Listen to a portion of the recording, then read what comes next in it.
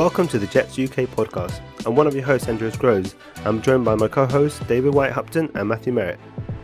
Guys, how are you doing today? Doing good. It's Friday, so that's always a positive. We're a couple of days away from game day. 1 day away from game day if you follow college football. So, I'm looking forward to it. Matt, how are you doing? Not too bad, thank you. Ready to go, kind of have compartmentalised last week's performance, have discarded it from memory, and their kind of levels of excitement have begun to rise through the week. Looking forward to breaking it down today and kind of getting into the nitty-gritty of it before potential disappointment on This is the Friday feeling, right? It's the Friday feeling before the Jet Sunday where you're like, oh, last week was last week. And this week, there's any possibilities and everything gets out of whack and then it kicks off and then it comes back down to Optimistic Fridays. Come on, we have to say optimistic Fridays. I know, we got to keep it up. We got to stay optimistic. I know it's been a long time with the Gase years, and then now with the last 3 weeks, it's been a lot of time, a lot of hard football that we've had to put up with and kind of get over with by the next week. So hopefully we can turn things around. I mean, looking at last week's game, the more you see from it, there is opportunities where, there's a drop here, there's a blown, protection here.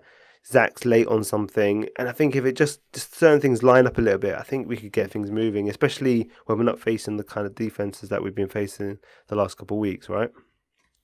Yeah, I think so. But it's so much. I think it was Connor Hughes who said, he was talking, Salah was giving his press conference and he was just looking at it as a positive that, it's a drop here, it's a misprotection by an lineman, it's a misprotection by a wide receiver. That's a lot of things to fix. You'd almost want it just to be one person. Say, Van Roten's been rubbish, but he's the only person who has been rubbish. Let's get him out, get someone else in. Happy days, we're all good. But instead, we've got to focus on people dropping passes, people missing assignments, people running the wrong routes, linemen going the wrong way. It's kind of like, God, I mean, a lot of that falls on coaching as well. I mean, they've got to start taking a lot of that slack. Exactly. They need to do a bit more because there's only so much Tyler Linderbaum highlights we can do because Zach needs protection now, right? We can't just think next year and if we can draft him with our second first-round pick. We need to fix it now, at least give Zach a chance, right? He's never going to be perfect necessarily, Greg Van Roten, but he's got to be a bit better than what we've seen just to survive the season. So it's just, hopefully now with less kind of the defenses get a little bit easier. Not that they're going to be easy, especially where we've been playing, but just a little bit easier. We should be able to manage it. So, on today's show, we'll be previewing the Titans game that's coming up this Sunday through our kind of segment of kind of the game plan, defensive and offensive game plans that we'll look for the game. We'll be speaking to Brian from the Transatlantic Titans, kind of giving his opinion on his team that we're facing on Sunday. But before that, we'll get into a little bit of news.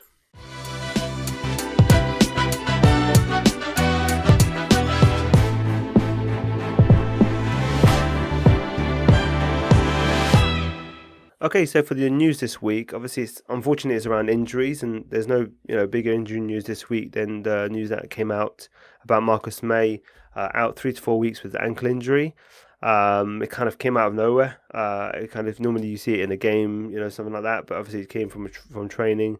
Matt, in terms of what we're going to be missing from Marcus May, he hasn't been quite as good as last year, but he'll still be a big miss with the lack of options we've got back there, right? Yeah, well, it's going to be a twofold loss, I think. Firstly, you're talking about the talent on the player, on the field of play, and he's been such a dynamic piece for the Jets on the defense, particularly on that back end, which we all know is one of their weaker spots in the 53-man roster. But in terms of coverage, he hasn't been burnt really. He's done his assignments. But what he's been really good at, I thought, this season is when there's been an extra hole in the run game, when perhaps the linebackers have filled the holes and there's a cutback lane. He's been so good at filling that hole as that eighth man in the box and kind of stopping the run and getting a hit on the rusher, stopping him, slowing him down, allowing the Jets to kind of reset and make the tackle. And I think that is going to be a huge miss, particularly when we're talking about the opposition. We can get into this later with the Titans. I think the second reason is he is kind of just the leader of that secondary, it seems like, particularly when it's such a young group of men around him with the rookie cornerbacks, a kind of cycle of players playing opposite him at safety. We've had Redwine, we've had Phillips, we've got Colbert, who's kind of been obviously a joiner right at the start, he went down. So I think just missing that kind of experience, that leadership, that know-how on the field of play, particularly given the defense at the moment has been on the field far longer than any of us would like, and are kind of getting put in their backs against the wall situations, and they are fighting through very well. So hopefully it's not too much of this, but I do think it could cause slight concern with that secondary, just in terms of that kind of leadership and experience. Maybe someone who's kind of helping them align and pick up certain things that they're not maybe seeing straight away. So yeah, it definitely could be a miss. I think we're going to see maybe, those explosive plays we try to eliminate could creep up a little bit more, especially maybe not necessarily this week, especially if Julio and AJ Brown are out, but going forward with top end talent coming on the offensive side that we're facing, it could be a bit of an issue for the coming weeks. Thankfully, one of those weeks is a bye week, right? So that kind of helps a little bit.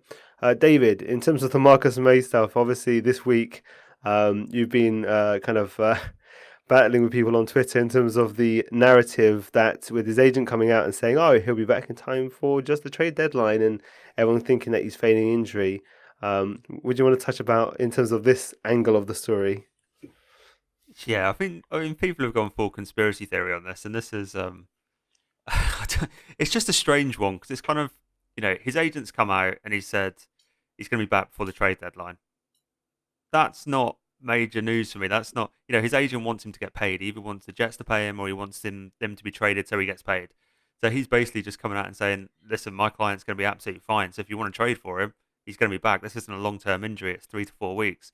And people are saying, oh, but the agent's kind of pointed out it's by the trade deadline. So isn't it convenient that this injury is going to be healed up by the trade deadline? I was kind of like, no, not really. Not, an ankle injury, 3 to 4 weeks, kind of standard. That's the time it takes. It's not uncommon for a player to get given a time frame. I've seen a couple of people say, how did his agent get the time frame? I'm kind of like, well, if I'm a player and I've just been injured, the agent's going to be one of my first calls when I get given my diagnosis and get told, I'm out for 2, 3, 4 weeks. So, I think people are just looking for things at the minute. I don't think the Jets are going to pay me. I really don't. I mean, they could trade him, right? They could trade him. It's not linked, but it could still happen. I'm not saying it could have happened anyway. Right. Exactly. I'm not saying we're not going to trade him. That's not what I'm saying. Mm. What I'm saying is there's absolutely zero evidence that Marcus May is faking this injury to prolong his long-term health to get traded, which is what people are saying. And I'm kind of like, if anything, it hurts his value if he picks up another. He obviously missed quite a lot of. I can't remember if it's 2018 maybe. One of those years he missed a lot of time there. Mm-hmm. So you don't want to be known as getting, even if it's just an ankle injury, you don't want to be known as being injured before you get traded. I mean, that's not going to help your value. No. So it's kind of just one of those things where I think people are looking for something rather than anything being there. And it's a good chance we do trade him because we're not going to pay him. So is his value the highest now? Potentially. Yeah. So, you're going to get, I think you may be able to get a second round pick for him. Other people have said it might be more a couple of 3 and a 4. If we can get a second for him, I don't like the idea of not having Marcus May in the secondary. It's already young enough, like Matt just touched on. I mean, there's, we may get Ashton Davis back this week. He's back in training. Niesman's back in training. So hopefully they'll fill a little bit of the gap because there is a massive experience gap at the back end of our team. So, I just don't think there's anything in Marcus May's history as a player. And people saying, oh, he's just like Jamal Adams. Like, he's nothing like Jamal Adams. That situation is completely different. You haven't seen any videos of Marcus May out in New York telling San Francisco to come get him or, anything like that. It's not just because it's a safety and he's due a contract, he wants to get paid. It doesn't mean the situation. They're linked together as well. They were drafted together. They had that kind of friendship. They were kind of, so there's a link between the two of them in terms of people associate them as a pair almost. So for it to happen again with another safety, the other safety compared to Jamal Adams, I see why people are doing it, but it's kind of, at this point, as I said to you earlier on our private chat, like, it's just, people are just so annoyed with everything right now. The start of the season, after what was hopeful off season, after what we went through the last 2 years, the last 10 years, like, it's just at this point, everyone's just biting at each other because we just want something to cheer about. I think if we just get a win under our belt, maybe even just a good offensive performances, some touchdowns, some Zach highlights to obsess over, I think all this stuff will kind of fade away and we'll be all right. But a second round pick, if Ashton Davis can fill in the gap from a talent point of view, even if he's missing the experience, and that's what he was drafted to be for. His draft talent was of that level. Then hopefully, we could get value from Marcus May if we can get a second round pick. You think of the people who were in the second round pick, who were in the second round still after we chose Elijah. I mean, you're looking at, say, we were talking about Koromoa, all right, Owusu Koromoa playing for the Browns at the moment. If we had a second round pick and we were able to pick him up as well as Elijah Moore, you see what I mean? So in that second round, there's some really good talent you could get, and we can round out the team. He's playing well for the Browns as well. Yeah, he's doing well. So I think that's good value. We'll see what happens with the trade. I'd prefer not to trade him because you want to keep things going, but I think it's probably inevitable at this point because of the situation. But I think moving on to the other injuries, it's obviously Elijah Moore picked up the concussion in the game, Denver. And then we had Jeff Smith was in that car accident. Thankfully, he's okay, but he did pick up a concussion as well. They both are out of the game. Is that correct? Is that confirmed, David? They are. I don't know if it's been confirmed they're officially out. They haven't practiced all week, so if they don't practice again today, I fully expect them both to be ruled out later on today. But I don't think it's officially been confirmed yet. So, are they going to try and bring in some sort of street free agent to keep Denzel Mims inactive? What's the plan, do you think? Sure, I was just looking at our roster to see what could they do to keep Denzel Mims off Vincent Smith off the practice squad. I was just about to say we've got DJ Montgomery on the practice squad. I think even at this point it's ridiculous because also the once that three guys running the same spot, same depth, same position play went out there on Twitter, you go, well, that's obviously not drawn up that way, right? So they don't know what they're doing every single time. So how can you put it on Mims that he's not learning everything when they're making mistakes as well? Then give me a guy who's going to make mistakes who also can make a splash play and maybe, like we talked about on Monday, Matt, that play, catching that ball at the 5-yard line from Zach's, throw on the run. So, I'm done with this now. Was it not drawn up though? Remember I sent you that image last night? And it's almost the exact same play. We hope it wasn't drawn up like that. But that's 2 games out of 3. We've seen a play that had 3 players run the exact same routes into the exact same space. I think it's supposed to be 2 of them. I think they have that kind of stagger thing. Someone's gone the wrong way. We saw this, when I think it was against the Packers. When he threw to Corey Davis and then he kind of took it and ran and he was tripped up by the Packers defender. I think we had 2 guys running there and then one guy cleared the front and then Corey Davis came on the back end of that and then got the ball. I think that's what's supposed to happen. I think there's a third guy who's not supposed to be there.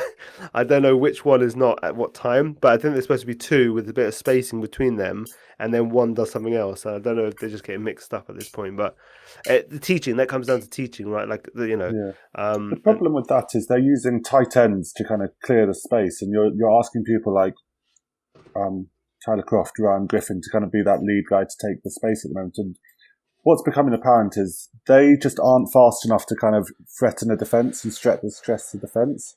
Yeah. So what you're getting is the defenders aren't having to like bite on that speed because they know once the ball's passed, they've kind of got that recovery speed to make up the distance and close it down. They don't need to back off in the same way that you would if you kind of send someone like Elijah Moore or even Denzel Mims, if that's his only job is just to create stress on the defense and kind of give them something else to think about. And it's causing this issue where Corey Davis, Elijah Moore, Braxton Berrios even are catching up the guy in front of them as they come out of their breaks. And this is why we're getting the not spacing. Obviously, this one on against the Denver, which got circulated on Twitter, where we had 3 guys in the same spot. I think it was Griffin, Davis, and Berrios all in the same space was farcical.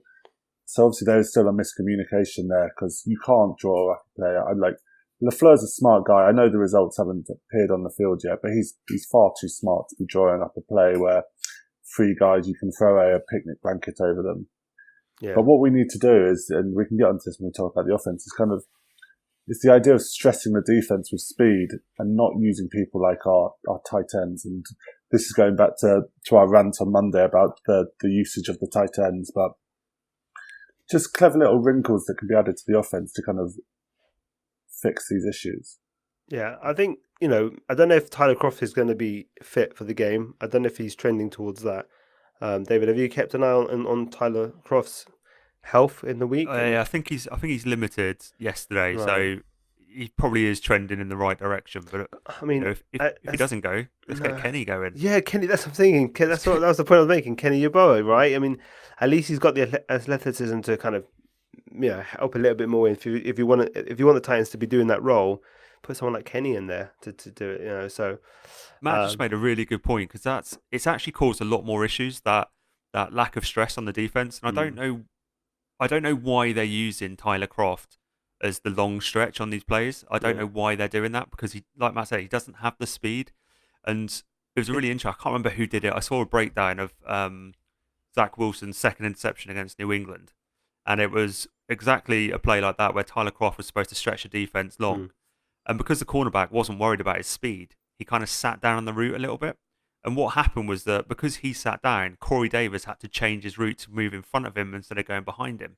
So the pass that Zach put on the money, it actually was on the money, because Corey was supposed to be a yard and a half behind that defender, who he was supposed to be a yard and a half deeper. So if he's where he's supposed to be, that pass hits him in the face, man. It's not high anymore, right? Because Tyler Croft didn't get that depth, the flat defender sat down on the route.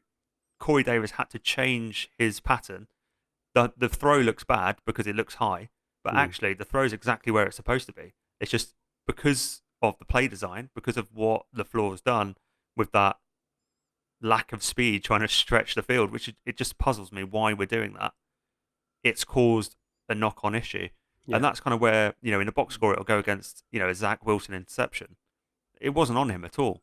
Like, it really wasn't, because, they run this drill after drill after drill after drill, and they get that. I know he has to take a little bit off sometimes, because he is in that Josh Allen kind of fire the ball at 100 miles an hour on every pass, which he needs to get out of, which is exactly what Josh Allen did.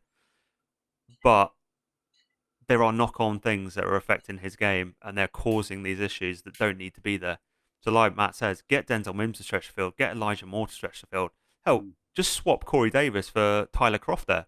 Get Corey Davis to go long, and then get Tyler Croft in that middle bit, and Croft's probably coming down with that catch. Yeah, it's just ridiculous to be able to say, okay, we're going to run the tight end, no matter what the athletic profile of them, to kind of run that. Right? Like, hey, if you haven't got the guy, if you haven't got a Kittle, let's not do that, right? Like, let's change it around. Put someone who can stretch the field, who can get to that spot quicker, and really stress the defense more, and then you clear the underneath stuff. Like, I don't know. We'll see if they can start. They need to start looking at this and fixing it. That's the biggest problem. Is like, we know he's a rookie. LaFleur's a rookie, just like Zach.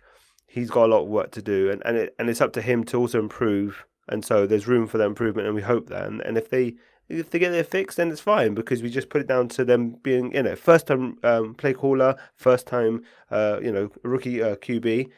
It's not exactly the most ideal pairing to be going against the three top defenses in the league. So, or three of the top 5, 6 to 7 defenses in the league. So, I think it's let's see if they learn from the mistakes. That's the most important thing, right? It's about learning from your mistakes and learning that experience and moving forward and taking that forward as you go on through the season. So, fingers crossed on that one. But I think for that, we'll wrap it up on that, and we'll head over to our interview with Brian.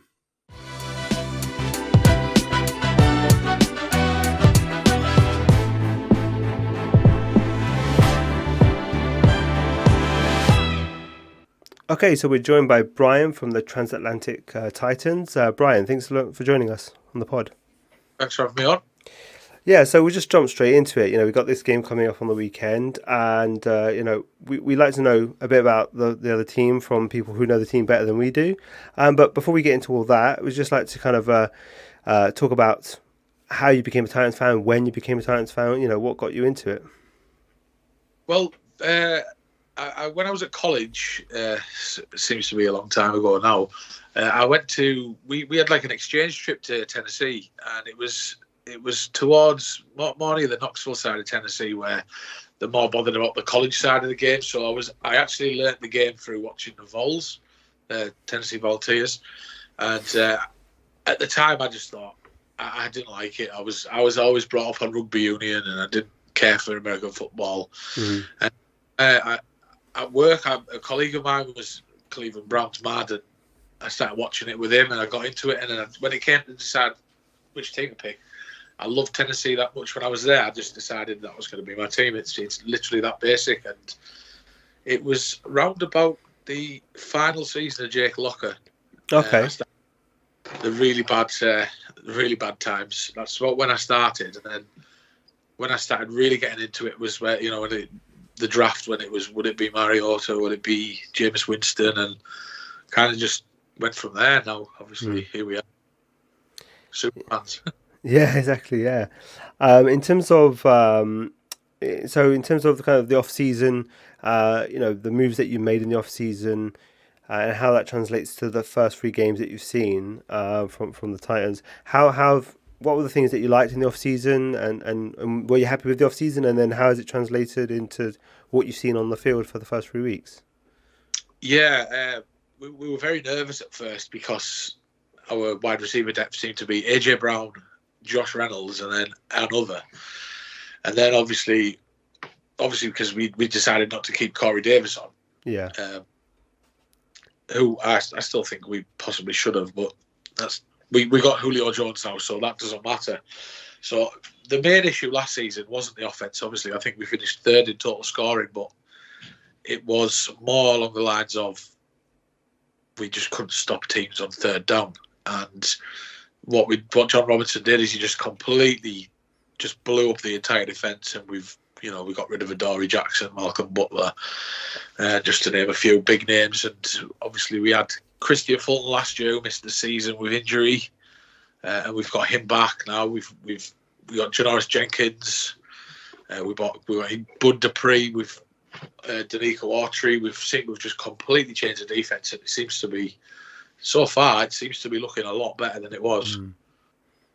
Brilliant. I mean, so and you can say that from the first few games. I have seen that there has been an improvement from a pretty struggling unit last year. There is, obviously the offense is what it is. It's obviously going. They run off the king, and you got to manage that. And then obviously they've got people like AJ Brown and Julio Jones. So that works in itself in terms of just creating the points and creating what Ryan Tannehill can orchestrate there. So the defense doing their part is good for the Titans to really try and keep up with the harder opponents that they're going to come up with. So from what I've seen as well from the outsider, I kind of see the same, that the defense is a difficult one. It's no longer, I mean, I wouldn't say it's as good as what the Jets have faced the first 3 weeks, where Carolina looked just really amazing, and then you've got the Patriots and the Broncos, who are really top units. So I would say from the looks of it, it still is a slight easier task for Zach Wilson and the offense, but I would still say no, not like it was the last few years. Would you think that kind of lines up?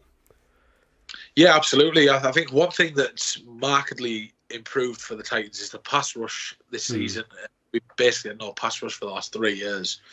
We brought in Jadeveon Clowney and I can't remember, it's been Beasley from the Falcons, and it just didn't work out at all. Yeah. And this year, Harold Landry's absolutely flying. We've got this Ola Adeniyi or something. I can't remember his name. I can't pronounce his name, and he looks like a man possessed. Right. With a huge chip on his shoulder.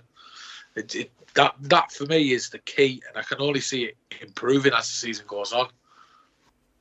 Great. I mean, that's a good thing for like I said, for you guys to have that complete team. I guess not so great for the Jets this coming Sunday. In terms of any units that you think are maybe underperforming a little bit compared to what you think, what do you think is one of those? Well, kicker. We've struggled at kicker ever since Ryan Suckup left. Hopefully, Randy Bullock will be the answer. But I think we're on our 17th kicker. Well, obviously, it's slight exaggeration, but. We just think we go through kickers at a rate. That's definitely. I think Rashaan Evans in pass coverage is a bit of a liability considering the high hopes we had for him. But I don't know. If anything looks weak at the minute, the offense is probably not ticking how we probably would have thought it would. We're not getting enough targets to Julio. AJ's hobbled. There's definite few concerns on the offensive side, but we're still managing to score enough points to still be competitive. Yeah, I think it'd be fine against the Jets on Sundays, to be honest. At this point, You know, I think that the Jets will do better in terms of points, but I just don't think they'll be able to. They're still struggling through a lot of things right now, so I think they're going to be, still catching up. I think you're going to have some leeway. I think it's going to be a very, very low scoring game, even if you guys can't move the ball as well as you normally would without AJ Brown. Maybe I still think you're going to get enough with Julio and the other guys there. With what the Jets are, well, we'll see. There's a high percentage chance that we don't see Julio out there as well. Really, is that actually is he injured as well? He was rested for basically the most of the second half the other day. He was feeling his hamstring, obviously with AJ Brown being already out. It was kind of wise to monitor that. And the news out today from Rappaport says that he's got an injury and he's questionable. For me personally, I'd just keep him out against the Jets. I honestly, without sounding arrogant, think we've got enough there with what we've. I mean, I think we've got a lot of depth at receiver, to be honest. I think I'd hold him out, to be honest, and go with Westbrook-Akina, Josh Reynolds, Chester Rogers, who's playing out of his skin.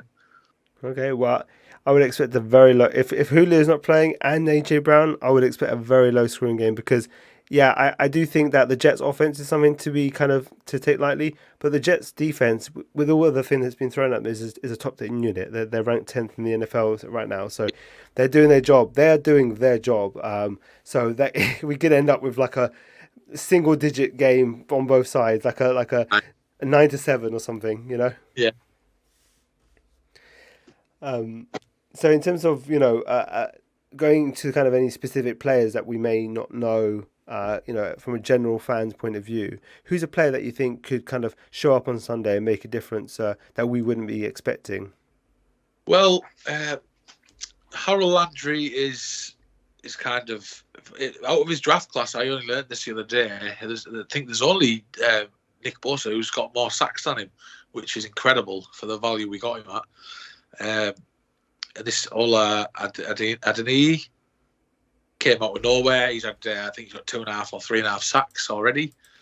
He could be an X factor, but the one guy who's becoming a real superstar is Christian Fulton, our cornerback. I think he's only allowed. He was assigned a busted coverage by PFF, which was maybe the safety's fault. But other than that, I think he's given up 22 yards all season. He completely backpocketed DK Metcalf against him. And he seems to be like turning into a stud right before our eyes. So if I was to say anyone, it would probably be him. Yeah, Christian Fulton is getting some buzz in his second year. I did like him coming out of college last year as well. So, yeah, I think he'll be on Corey Davis duty. Talking about Corey Davis, just to kind of take a little, what's your feelings about Corey Davis leaving and joining the Jets? It was a tough one. Me and the guys at Transatlantic Titans were very much in agreement with our feelings that we loved Corey, but it wasn't worth the market value for us. The money was better spent elsewhere, although we weren't expecting us to go out and get Julio Jones. I think obviously anyone would take Julio over Corey Davis, but there's a talented player in there, but it's just not always there, and it's frustrating. I'm sure you've seen it yourself. I think he went over 100. Did he go over 100 yards on his first game against Carolina?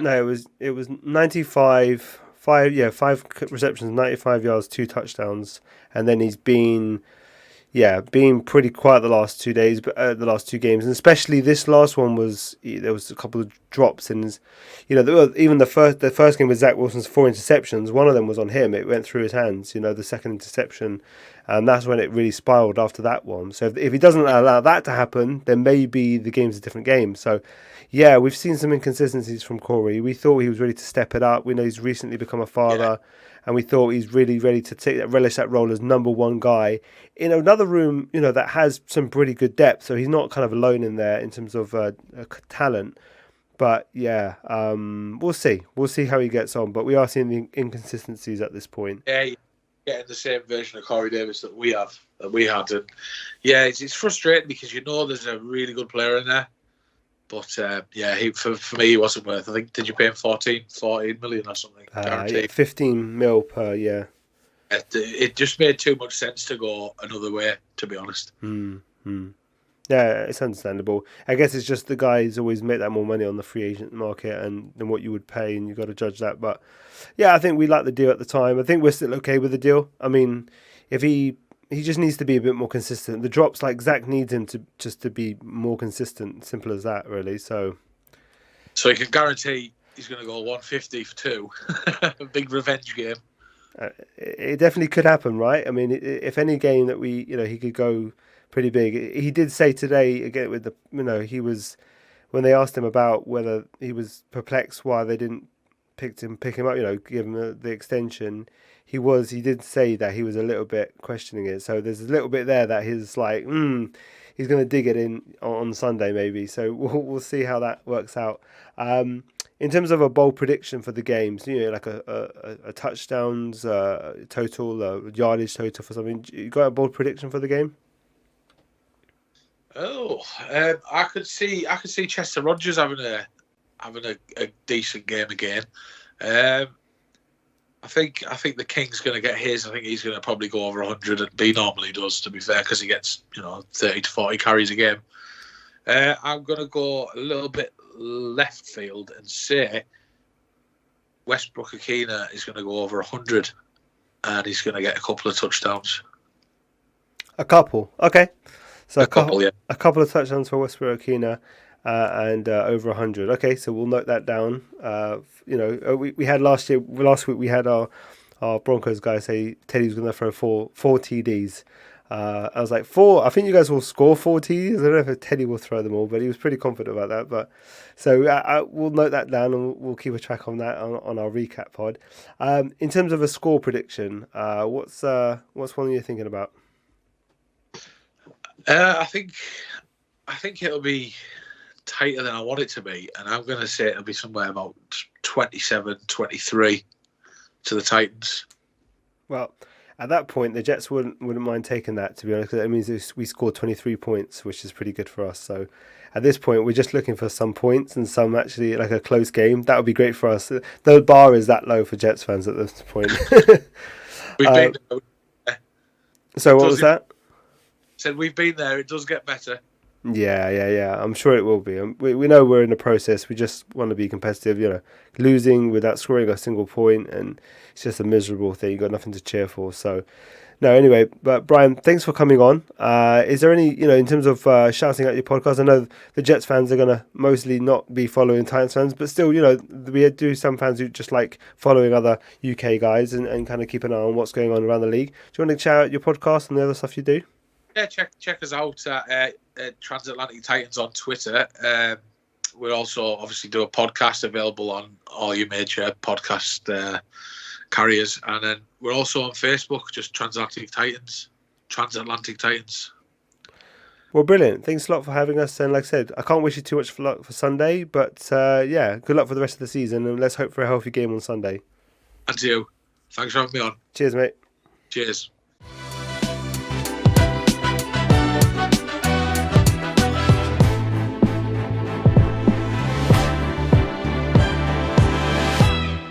Okay, so we'd like to thank Brian for jumping on and helping us learn a bit more about the Titans this week. Into our game plan for the game on Sunday, try and get back on track, try and get our first win, or at least maybe a respectable performance. David, on the offense, what are the keys to trying to be competitive in this game, maybe even win it? Yeah, we're gonna sound like a broken record, but until it gets fixed, the most important issue is to protect Zach. That is the absolute number one priority, and I think it's even more important this week for a couple of reasons. One, Andres, you kind of said that this defense isn't as accomplished as Carolina or Denver or New England. This defense does have holes in it. So this is the first time we're really going to see a defense which has some significant holes in it. I think one of them is their backfield, so their secondary. I know that they've been quite high on Christian Fulton, who's played well. I mean, he's not playing at an all-star level, but he's playing well. But opposite Christian Fulton, it's kind of been a bit of a mess. They brought in Janoris Jenkins, or Jack Rabbit Jenkins, as they call him. And he's been really poor this year. So I think there's a massive option. And behind him, you've got Chris Jackson. Again, not very good. I mean, they're both grading out lower than Michael Carter and Brandon Eccles. So that kind of gives you an idea of kind of how they're performing this year. And while, they do have a good safety, one of probably my favourite safeties in Kevin Beard on the back end, they can be susceptible to big plays. And that's what we've seen so far this year. So I was looking at their big plays, and they've given up 12 plays of 20-plus yards, and they've given up 3 plays of 40-plus yards. So those explosive plays, which Salah kind of always talks about limiting on defense, Tennessee are prone to give up a few big plays. So if they can just give Zach a little bit of time for the downfield routes to just develop a little bit, I can see a couple of big explosive plays from Zach Wilson. And I think Corey's going to get involved. I don't think Fulton's going to be able to lock him down. So I think there will be options, but it's really important for Zach to move off Corey Davis a little bit quicker. So kind of when we were looking back on the Denver game, the main thing that you could see was he was staring down Corey just too much. I mean, he seems to be his first read on pretty much every pass play, which is a problem in itself.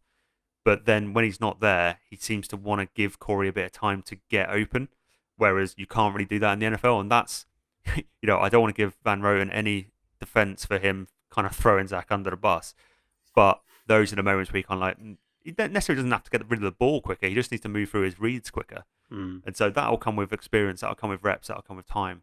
But I think it's really important for the offense, especially up front. And I'm looking at Connor McGovern and Greg Van Roten, and Vera Tucker needs to do better as well. I'm not giving Vera Tucker a pass just because he's a rookie. He needs to do better as well. I thought Phantom Moses actually did quite a good job on the ends against Denver. I mean, I don't know what Von Miller's stat line was, but it wasn't, he wasn't getting to him 6 sacks. So it's going to be quite key to just block the ends. You've got Simmons up the middle, so it's not going to be easy. It's not an easy assignment for the offensive line this week. They've got Tart and Simmons. Tart and the nose tackles, big unit. And it's about communication, isn't it? So kind of Connor McGovern came out and said that play that was on Twitter where the 300-pound defensive lineman was coming through unblocked, and Connor McGovern kind of came out on Twitter and said, "Well, hey, I was slide right into the A gap. I was doing my job." And I was kind of like, "That's fine. That's fine for Connor McGovern to say that, but someone wasn't doing their job. Like, if you're doing your job, great, congratulations for you. But you're the centre. You're supposed to be setting these protections. So who set the protection to allow a 300-pound lineman to come through the middle?"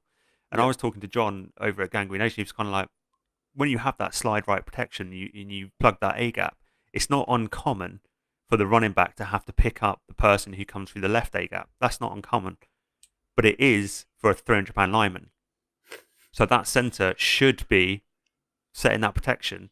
The running back's only picking up a blitzing linebacker. He's not there to pick up a 300-pound lineman. That's going to end in a sack every single time. So, the communication just has to be better. And I know LaFleur came out yesterday and said, "Oh, I think the protection was quite good for Zach." I was kind of, I don't think it was. Like, when you give up that amount of pressures, that amount of sacks, and we're averaging 5 sacks a game. And I know that it's on the tight ends, it's on the running backs, it's on the quarterback, it's on the lineman as well, and it's on Connor McGovern to set the protections, even if he's doing his job 99 times out of 100. Which he actually, if you look back at the film, Connor McGovern's actually playing a lot better than we're kind of giving him credit for, and I was giving him credit for. Greg Van Roten isn't. He's playing like trash, and that needs to be sorted. But isn't it just? It's fundamental, isn't it? I mean, we can't do anything if the line doesn't block. That's the basis of every offensive game plan until they prove that they can do it. Yeah, exactly. We're not asking them to be, like I said on Monday, we're not asking them to be perfect every time, but it just has to be better. I have to give Zach a better chance.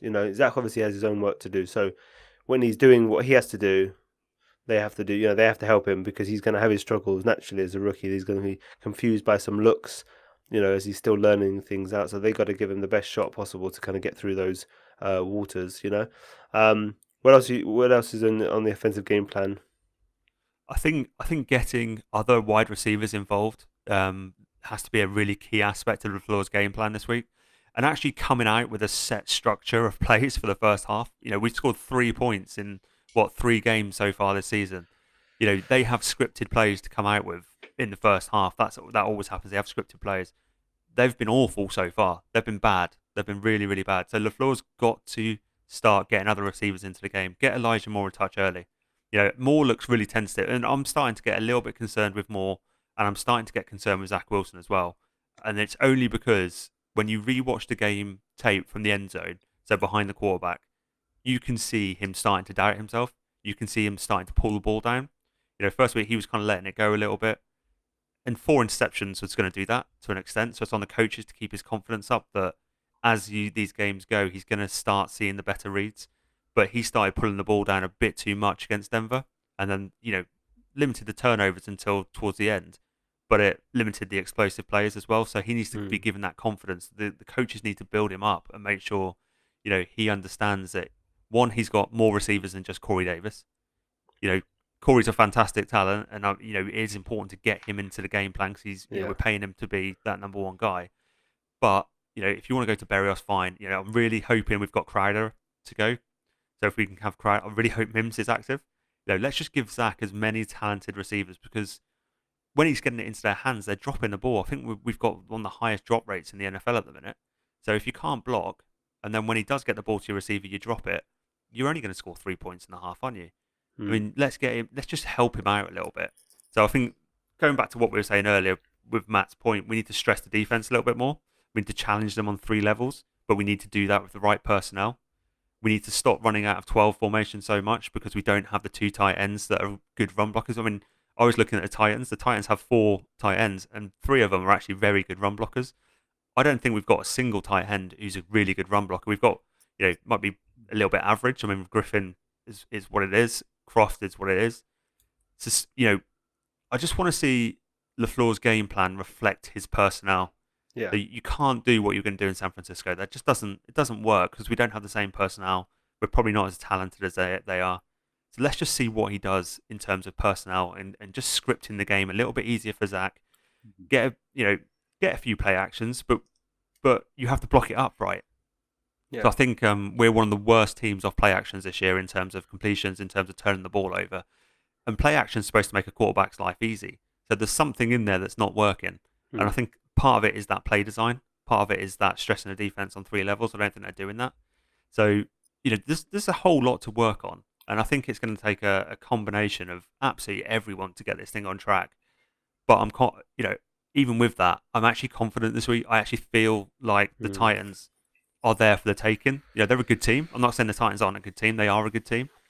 But they can give up points, and they can give up explosive plays. And I just get a feeling that if Zach gets one explosive play, then it starts rolling a little bit, and his confidence starts going. Yeah. Exactly. Yeah. And if that play could be to Elijah Moore, all the better, because Moore had the best preseason I think I've seen of a rookie wide receiver.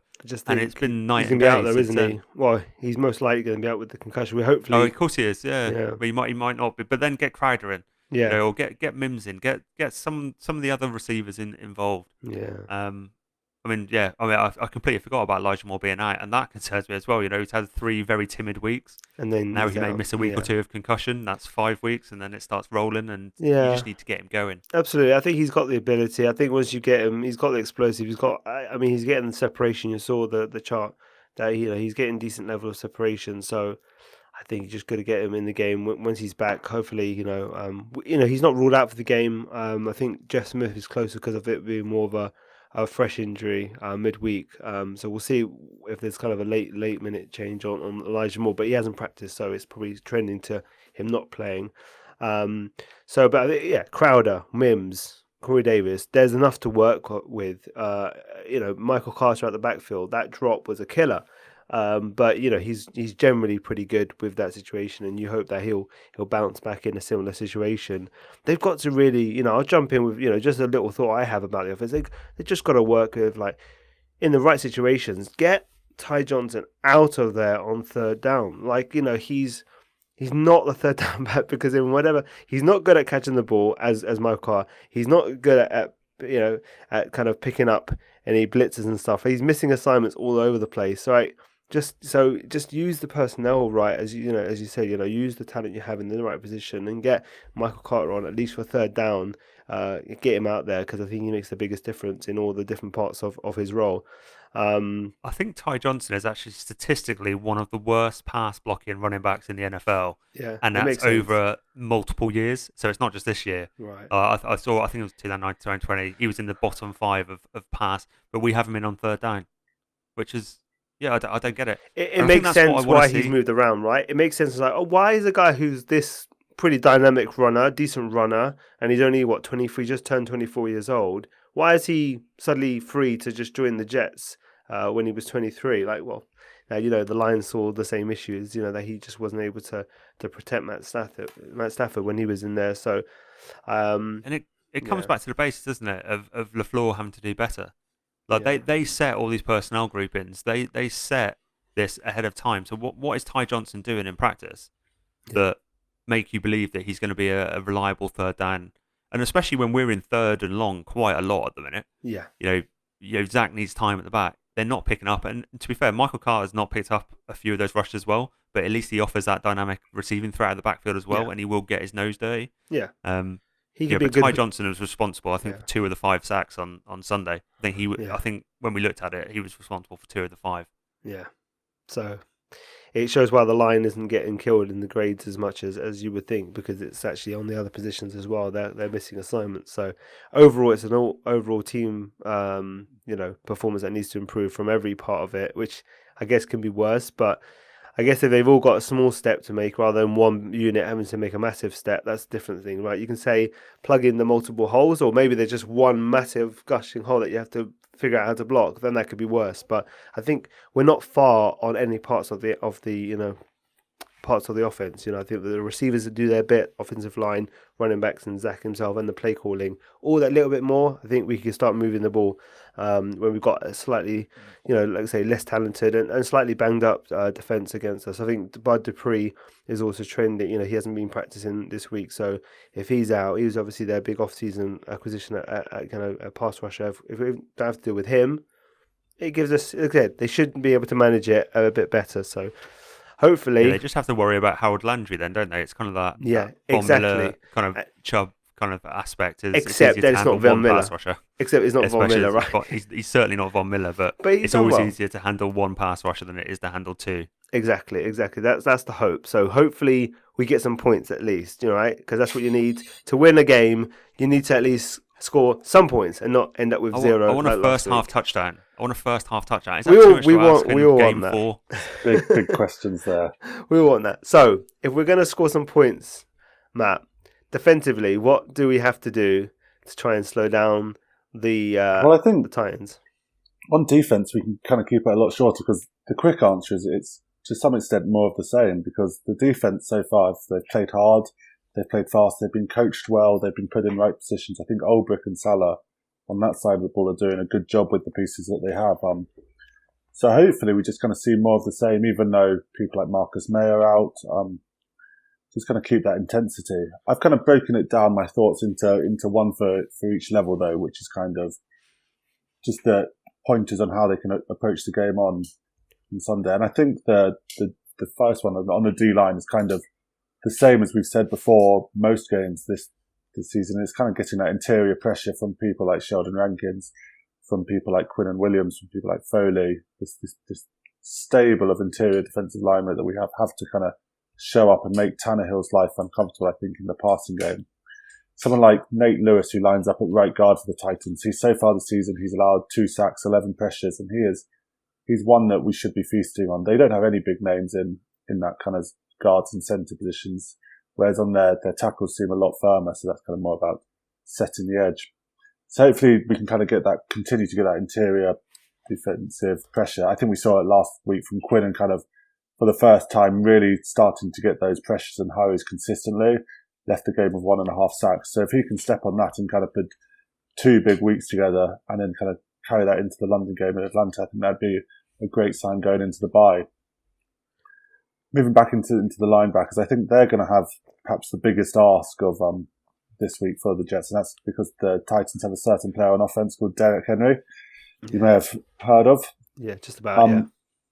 And one thing that the Titans have started doing this season is they're kind of involving him a lot more in the passing game, particularly out of the backfield. And you're talking about someone who's 280 pounds, and if you've got a lot lighter, because obviously Salah, Ulbrich, they really value mobility in their linebackers, so they are slightly smaller. People like CJ Mosley lost weight for the season. We've got people like Nasruddin, who's kind of filled in there in parts. So those linebackers have got a massive ask. If Derrick Henry kind of is able to break loose, find a bit of space, how are they going to hold him up? Are they going to tackle with intensity? Because we've seen enough highlight reels of Derrick Henry making smaller defenders look very, very silly. So they've got to work with speed, intensity, make sure he doesn't get up to speed. I think that's the big thing when defending Derrick Henry, is you've kind of got to stop him before he gets a bit of acceleration, a bit of momentum behind him. Freight train, right? You've got to stop the freight train before it takes off, Yeah, and I think someone who's going to be really important for this is Quincy Williams, Quinnan's brother. There was one tackle last week, he was in 3rd and long against Denver, where Teddy checked it down and Quincy went charging in like a freight train and just completely whiffed the tackle, counter to the one that we saw against the Patriots when he made it. But his tackling statistics, like his percentage of completion is so low that we need Salah and Ulbrich to kind of be in his ear and just say, you've got to make contact, you've got to hit him, you can't get beaten and left for dead, because if that happens, Derrick Henry's going to have 10 yards in front of him and a Brandon Eccles and Michael Carter II in front of him, as opposed to if a linebacker makes that contact and you can kind of get to the ball, converge and work as a group to bring him down. Yeah. So those linebackers are going to have a pretty important job. And then finally, the secondary without Marcus May. Perhaps a blessing this week that they aren't going to have to deal with the wide receivers. It doesn't look like AJ Brown or Julio Jones will be active for the game. Obviously, that's still TBC, but they haven't practiced at all so far this week. So what that means is the Jets may end up lining up with 8 in the box quite a lot to try and slow down that threat of Derrick Henry in the running game. So you're asking a lot of people like Bryce Hall, Brandon Eccles to go one-on-one against perhaps not the biggest names in wide receivers, but it's certainly a different assignment for them. Whereas previously, the Jets have kind of been dropping people back to give them coverage and over-the-top support so they can go and get a bit feisty and play with their hands close to them and kind of keep nice and tight to them. And I think they've done a really good job of being sticky, but it is a different task when you know you don't have that help over the top and that kind of second man covering an angle. You kind of have to really treat it like it is your responsibility. And we saw this against the Raiders game last season when Lamar Jackson got left on that island with Henry Ruggs. Yeah. Who hadn't done much in the game, but as soon as you're left one-on-one, it is a totally different game and you have to be just that little bit more careful. So how are those cornerbacks going to hold up? And I think they've been really good so far this season. I think we've all been really, really impressed. I think Michael Carter II in particular has been fantastic in the slot. Brandon Eccles gave up a long pass interference play against Denver, but he's held up well. So it's just exciting to see how they kind of progress and develop, and hopefully they can kind of keep performing at that high level with that different look, with that 8 in the box approach. Yeah, I mean that's going to be the key, right? You got to stop if Julio and AJ are not playing, then you've really got to key in on the other talent, which is obviously Henry. Make them one-dimensional, really like load up the box, stop him from doing anything, and make those guys who are behind those 2 receivers on the depth chart beat you, right? And hopefully your cornerbacks are good enough to kind of give them a fair battle and win those more often than not, and kind of keep them, especially if you can kind of try to not allow them to be too explosive from that game and kind of make them keep on having to march down the field. Then eventually you might win those battles and get them over on downs. So that's the hope. I think that's just the way you got to just look at where the talent is and eliminate it as best you can, and then work from there. Especially when there seems to be one focal point now with those 2 injuries. So we will see if that's the case with Elijah Moore and with those 2 receivers for Tennessee. If those guys are all out, it's going to change the complexion of the game on both sides of the ball. So interesting. Hopefully we execute all those things that you guys have listed and we come out with a very positive result. Win or loss, really. Even a positive loss would be a win at this point.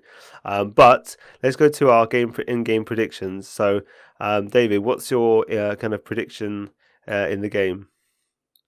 So I'm going to go for a bold prediction, which is getting bolder by the week after what we're seeing. Yeah. I'm going to go that Zach Wilson's going to have his main breakout game this week. I think with their defensive backs, I think they're there for the taking. I think Mims is going to be active, and I think he's going to show up, and I think it's going to make maybe LaFleur look a little bit silly for having sat him for 3 weeks. I mean, I think Crowder kind of hope maybe so active. At this point, right? Like all the exactly. We'll be doing. Like Mims better not turn up with like 5 drops or something individually. Exactly, yeah. So I'm going to say that Zach Wilson throws for 3 touchdowns this week. I think it'll be I think it'll be an interesting matchup. I think he's got the talent to do it. I mean, we've seen those flashes. I've seen those flashes which make you think he has got everything you need to be a top NFL quarterback. And I think he's going to pick on Jenkins this week. I think Jenkins historically has had some good years, but he's been trending down now for 3-4 years. I think he's there for the taking. If they can move Corey around and kind of get those mismatches on Jenkins, I don't know if Tennessee's going to feel good enough to move Christian Fulton around. I don't think he's at that level. He's not at that Revis type level where he's going to follow your number one receiver. I don't think that's going to happen. So move Corey around, put him in the slot if he needs to, get him some favourable matchups, get Mims on there, especially in the end zone. Let's just attack them. I think we can't go into our shell. We have to attack them. And I think we will do that. And I think Zach's going to have a really good game. Matt, what's your prediction? Mine is similar. I think this is Zach's kind of starting game. Obviously, as we touched on, he's gone against hard defenses so far. And I think this slightly softer one, we hope, is going to give him an opportunity. And I think one of the ways the Jets are going to attack this is getting Zach on the move a lot more. And I think this is going to manifest itself. And my prediction will be that Zach gets his first NFL rushing touchdown. I think particularly on some goal line looks, they're going to break him out to kind of get him on the move, and he's going to get 6 points to his name with his legs. Right, and I'll go with following up the offensive positivity, which is funny following a 0-point performance at Denver. But I'm going with our dude Mims. I'm going to go with he's going to score his first ever NFL touchdown. Previously only got a 2-point conversion in the end zone last year. So he's going to come in. And he's gonna, I think he's gonna take advantage of kind of with them maybe trying to key on a little bit on Corey Davis, maybe not following him, but that attention being there with him being, playing against his former team. They're kind of very, he is technically the number one. He's the main read for Zach going in if you're defending it. I think Mims will be able to do well in his matchups. I think he's going to get his first touchdown of his career. And hopefully we'll be very happy and smug that we knew all along more than Mike LaFleur, So we're setting ourselves up for disaster, guys. I really think. I'm just like the amount of positivity coming from these predictions is like, it just makes me nervous. But I see it. Nothing is outrageous here. I think the 3 touchdown performance from Dave is a little bit strong, but let's go for it, dude. Like, come on. We'll be saying that Monday morning. Man, can you imagine? Actually, we actually can just like smile on a performance. Like even like the wins that we got last year, we didn't even want the wins. So like it's just been a disaster. The happiest we were when we actually lost against the Las Vegas Raiders last year, right? So it's like it's ridiculous our kind of record of not being able to actually enjoy a win. So let's try and enjoy a win. Going to that, what's the score predictions for the game, Matt? What's your score prediction for the game? Score prediction. I think it'll be. Well, I think both offenses will kind of take control. Especially, I think the Jets will struggle to slow down Derrick Henry, particularly based on how light they are in that linebacker and secondary room. Not really any big bodies. So I think the Titans will probably control the clock. They'll be able to control like the time of possession. But I think the Jets will be able to make those explosive plays with the speed that they have a wide receiver against that Titans secondary. So I think we could get into a high 20s game, so I'll give it a 31-26 to the Jets. 31-26 to the Jets. All right. David? Which is very bold considering the Jets have not got anywhere near 31, isn't it? Yeah. But let's keep the faith. We've got to stay positive. We've got to stay positive. There's no other way. David, what's yours? Well, mine has to be in the high 20s because I've picked Zach to score 3 touchdowns. Yeah. So I'm going to go with 3 thrown touchdowns, 2 field goals. Let's go 27-24. I think the defense will give up. I think Derrick Henry's going to have a good game. If you've got Derrick Henry in fantasy this weekend, I think he's going to have a nice game, which I do, just FYI. So he's going to have a good game. But I can see the Jets coming out, last second field goal, Matt Amendola, 47 yards, splits it. Everyone goes wild. We have a good podcast. That's my prediction. That sounds good. I mean, I'm going to go with... Yeah, I'm actually going to go with 27-24 Titans, actually. I'm going to go... Oh, BTE. No, I'm going to just... We can't all go. We're just saying ourselves, I'm just trying to play the game, the jinx game. Well, no, I honestly think that we're going to score some points. I think 24-27 to opposite score to you. I think it's going to be a close game. I think we're going to get some, a good amount of, through those 3 touchdowns, the field goal. But I think they're just going to... I think Derrick Henry's going to have a massive game. And I think that Tannehill's going to have enough from these receivers that are filling in that they're going to take advantage of the defense, which is going to be a little bit... Yeah, I just think they're going to struggle with the assignment of trying to manage Derrick Henry and the kind of the wideouts that they've got remaining. So I'll go with that. But I'm obviously desperate to be wrong. And so we'll see about that. Like I said, I would love for one of your scores to be right. But at least points, right? That's the most important thing. We're thinking, let's get some touchdowns. Let's get some good stuff to look at from Zach and the offense, most importantly. And let's hope for that win. So, guys, enjoy the weekend. Enjoy the game on Sunday. And let's hope for that win, but let's just hope for improvement and some positivity from both sides of the ball. And we'll catch you next time.